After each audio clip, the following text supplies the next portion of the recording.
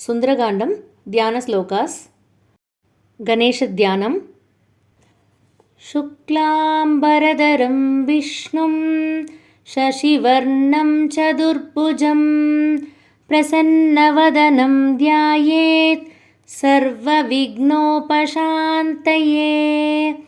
వాగీషాత్యాసు మనసః సర్వార్థానాం ఉపక్రమే యం నత్వా కృతకృత్యా స్యుః తం నమామి గజాననం.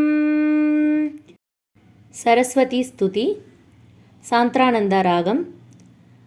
దోర్భిర్యుక్తా చతుర్భిః స్ఫటికమణిమయీం అక్షమాలా దదానా హస్తేనైకేన పద్మం సితమపి చ శుగం పుస్తకం చాపరేణ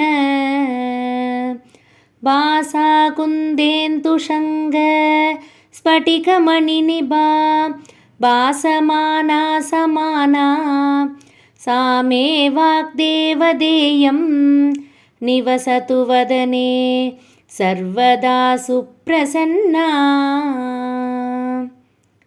వాల్మీకి స్తుతి.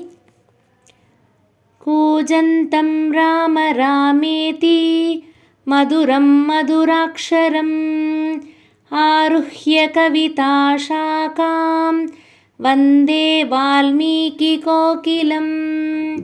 వాల్మీకేర్మునిసింహస్య కవితావనచారిణః శృణ్వన్ రామకథానాదం కో న యాతి పరాంగతిం.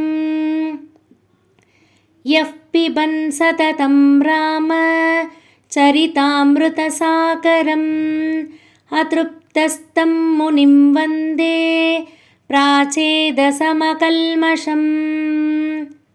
శ్రీ ఆంజనేయ స్తోత్రం. కోష్పతీకృతవారాశిం మశకీకృతరాక్షసం రామాయణ మహామాలా రత్నం వందే నీలాత్మజం. అంజనానందనం వీరం జానకీశోకనాశనం కబీషమక్షహంతారం వందే లంకాభయంకరం. 9th శ్లోక. మోక్షాబ్ది రాగం. ఉల్లంఘ్య సింధోః సలిలం సలీలం యశోహవన్హిం జనకాత్మజాయాః ఆదాయ తేనైవ తదాహలంకాం నమామి తం ప్రాంజలిరాంజనేయం. 10th శ్లోక. కల్యతామ్రాహం. ఆంజనేయమదిపాడలాననం కాంజనాద్రికమనీయ విగ్రహం పారిజాతతరుమూలవాసినం భావయామి భవమాననందనం. 11th శ్లోక. కల్యతాం. యత్ర యత్ర రఘునాథకీర్తనం తత్ర తత్ర కృతమస్తకాంజలిం బాష్పవారి పరిపూర్ణలోచనం మారుతిం నమద రాక్షసాంతకం. 12th శ్లోక. మోక్షాబ్ది రాగం. మనోజవం మారుతతుల్యవేగం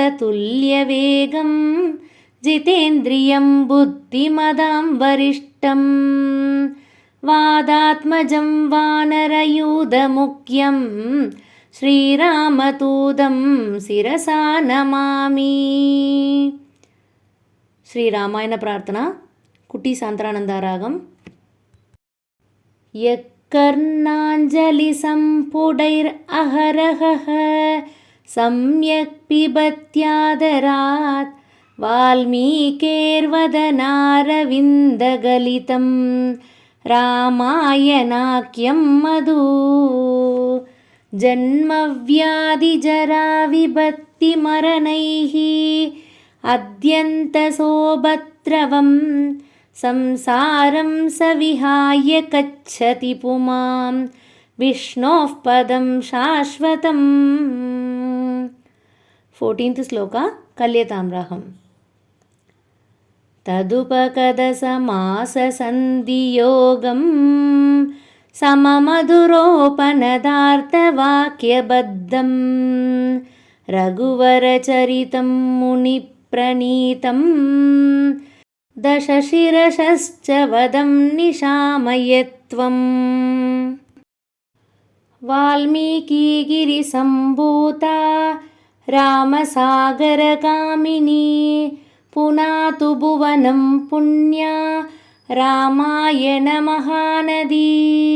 श्लोकसारसमाकीर्णं सर्गकल्लोलसङ्कुलं काण्डग्राहमहामीनं वन्दे रामायणार्णवम् वेदवेद्ये परे पुंसि जाते दशरथात्मजे वेदः प्राचेदसादासीत् साक्षात् रामायणात्मना। श्रीरामर्ध्यानं सान्त्रानन्दरागं। वैदेही सहितं सुरद्रुमतले हैमे महामण्डपे मध्ये पुष्पकमासने मणिमये वीरासने सुस्थितम् अग्रे वाचयति प्रभञ्जनसुधे तत्त्वं मुनिभ्यः परं व्याख्यान्तं भरदादिभिः परिवृतं रामं भजे श्यामलम् वामे भूमिसुधापुरश्च हनुमान् पश्चात् सुमित्रासुतः शत्रुघ्नो भरतश्च पार्श्वतलयोर्वाय्वादिकोणेषु च सुग्रीवश्च विभीषणश्च युवराट् तारासुतो जाम्बवान् मध्ये नीलसरोजकोमलरुचिं रामं भजे श्यामलम्।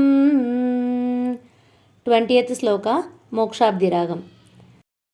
नमोऽस्तु रामाय स लक्ष्मणाय देव्यै च दस्यै जनकात्मजायै नमोऽस्तु रुद्रेन्द्रयमानिलेभ्यो नमोऽस्तु चन्द्रार्कमरुद्गणेभ्यः। श्रीहरये नमः श्रीहरये नमः श्रीहरये नमः। जानकीकान्तस्मरणं जय जय राम राम। हनुमद्ध्यानं कुटी सान्त्रानन्दरागम्। सर्वारिष्टनिवारकं शुभकरं पिङ्गाक्षमक्षाबहं सीतान्वेषणतत्परं कविवरं कोडीन्तु सूर्यप्रभं लङ्काद्वीपभयङ्करं सकलदं सुग्रीवसम्मानितं देवेन्द्रादिसमस्तदेवविनुतं काकुत्स्थदूतं भजे। जय वीर धीर पराक्रम आंजनेय स्वामी की जय।